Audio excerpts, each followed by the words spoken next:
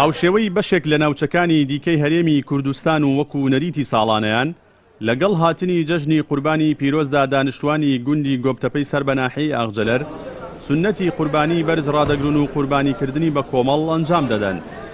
ئەوان باس لەوە دەکەن کە لە سەردەمانێکی کۆنەوە لە گوندەکەیاندا ئەم نەریتە پەیڕەو دەکرێت. ئێمە ساڵانە ئەمە ئیشەڵڵا بە پشتیوانی خوا ئەممان هەر کردووە. ئیتر لە توانای بدەی کە پشتیوان بەخوای گەورە هەتا ماوین لە توانامان بێ ئەیکەین و بەردەوامی شەبین ئیشەڵڵا هەر لە زووە لەوتیم بەفکرم دێ لە هەفتاکانەوە تا ئێستا هەر هاتووە کردومانە. بەڵە ساڵانە لە کاتی نزیکبوونەوەی جەژنی قوربان و دەستپێکردنی جەژنی قوربان ئێمە وەکو کۆمەڵی گەنجی گوندی گۆبتەپە هەڵدەستین بە شێوەیەکی سەرەکی ئەم گۆشتە کۆیەکەین لە شوێنی شیانوادا و بە شێوەیەکی سەرەکی ئیتر دابەشێکین بەسەر ماڵەکاندا بە شێوەی ترازوو بۆیان شێشین و ڕەوانی ماڵەکانێکین. شێوازی کارەکە قوربانیەکە لە ناو ماڵەکان سەرە بردرێ واتە لە ناو ماڵەکانەوە حازرەکرێ بە پاچی گۆشتی نەرمە و گۆشتی هێستق بە جیا ئاکرێتەوە. ئامارێکی گوندی گۆبتەپە هەیە کە ساڵانە لەلایەن ئەنجومەنی گوندەکە و بەشێک لە گەنجانی گوندی گۆبتەپەوە ئەم ئامارە تازە ئەکرێتەوە. ئەو خەڵکانی کە لە ژیاندا نامێنن لەو ئامارە دەرەکرێن و ئەو خەڵکانەی ئەو مناڵانەی کە تازە لەدایکە بن داخڵی ئامارەکە دەکرێن. لێرە لیژنەیەک هەیە سەرپەرشتی ئەو ناوانە دەکا و لیژنەیەکیش هەیە بۆ دابەشکردنی ئەو گۆشتە.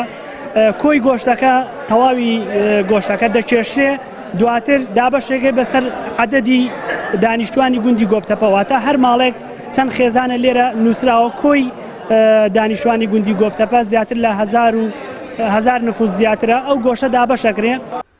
گۆبتەپە یەکێکە لە گوندە هەرەگەورەکانی هەرێمی کوردستان کە ژمارەی خێزانەکانی لە ئێستادا زیاتر لە 235 خێزان دەبێت.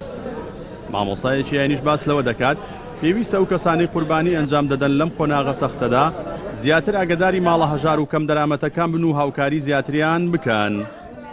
خوای گەورە فەرمێ و ئەمرەکە قوربانی بکەن بۆ خوای پەروەردگار. خوای گەورە فەرمێ لەن یەناڵ الله لحومها ولا دماؤها.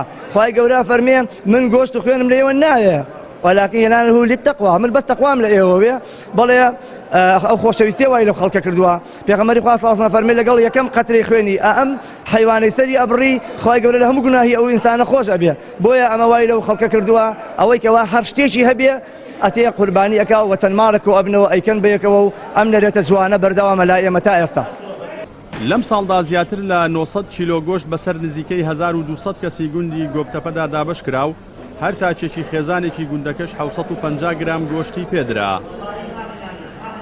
ئەو قەیرانە دارایی باڵی بەسەر هەرێمی کوردستاندا کێشاوە کاریگەرێکی ئەوتۆی دروست نەکردووە لەسەر ئەنجامدانی قوربانی بە کۆمەڵ کە لە گوندی گۆبتەپە ماوەی زیاتر لە 40 ساڵە بە شێوەیەکی بە کۆمەڵ بەڕێوە دەچێت.